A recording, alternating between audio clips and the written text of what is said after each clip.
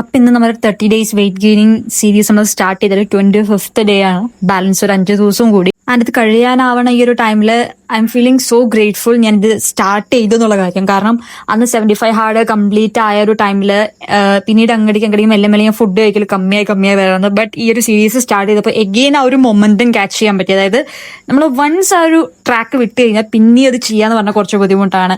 And ഇപ്പൊ ഞാൻ പ്രോപ്പറായിട്ട് ഫുഡ് കഴിക്കാൻ തുടങ്ങി ഈ ഒരു സീരീസിലൂടെ. ആൻഡ് ഇനി അങ്ങോട്ടേക്ക് എനിക്ക് ഈ ഒരു രീതിയിൽ, അതായത് ഓവറായിട്ട് ഇപ്പൊ ഒരു അത്രയും കുത്തിക്കയറ്റി കഴിച്ചില്ലെങ്കിൽ പോലും ഒരു ആവറേജ് ഒരു 4-5 മീൽ എടുക്കുന്നത് കുറച്ച് അത്യാവശ്യം ഹെവി ആയിട്ട് എന്റെ ബോഡിക്ക് വേണ്ട രീതിയിലുള്ള എല്ലാ ന്യൂട്രീഷൻസും ഇൻക്ലൂഡ് ചെയ്ത് ഈ ഒരു രീതിയിൽ പോകണം എന്നാണ് എൻ്റെ ഒരു ഇത്.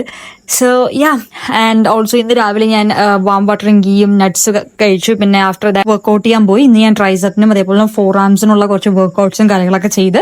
ആൻഡ് വർക്ക്ഔട്ടിന്റെ കാര്യം നോക്കുകയാണെന്നുണ്ടെങ്കിൽ വീക്ക്ലി ഒരു 3 ദിവസം എന്തായാലും ഞാൻ വർക്ക്ഔട്ട് ചെയ്തിട്ടുണ്ട്. ഹോം വർക്ക്ഔട്ട് ആയിരിക്കും, ജിമ്മിൽ പോയിട്ടായിരിക്കാം. ബട്ട് മിനിമം 3 ദിവസം എന്തായാലും ഞാൻ ചെയ്തിട്ടുണ്ട്. മാക്സിമം ഒരു 4-5 ദിവസം ചെയ്യാൻ ട്രൈ ചെയ്യലുണ്ടെങ്കിലും പറ്റിയില്ലെങ്കിൽ പോലും 3 ദിവസം ഞാൻ എന്തായാലും ചെയ്തിട്ടുണ്ട്. പിന്നെ വെള്ളം നിങ്ങൾ വെയിറ്റ് ഗെയിനിങ് അല്ലെങ്കിൽ വെയിറ്റ് ലോസ് എന്തോ ആയിക്കോട്ടെ, വെള്ളം കുടിക്കുന്നത് മാത്രം നിങ്ങളുടെ ജേർണിയിൽ മുടക്കാതിരിക്കാതെ മാക്സിമം കുടിക്കാനായിട്ട് ട്രൈ ചെയ്യാം. പിന്നെ എന്റെ DM-നകത്ത് ഒരുപാട് പേര് പ്രോട്ടീൻ പൗഡർ ഏതാ ചോദിക്കുന്നുണ്ട്. ബട്ട് ഞാൻ പ്രോട്ടീൻ പൗഡർ യൂസ് ചെയ്യുന്നില്ല. എന്റെ ഈ 30 ഡേയ്സിനകത്ത് ഞാൻ ഇടയിൽ പറയുന്നൊരു കാര്യമാണ്. കാരണം എനിക്ക് റിപ്പീറ്റഡ് ആയിട്ട് വരുന്നതുകൊണ്ടാണ് ഞാൻ എടുത്തെടുത്ത് പറയുന്നത് കേട്ടോ.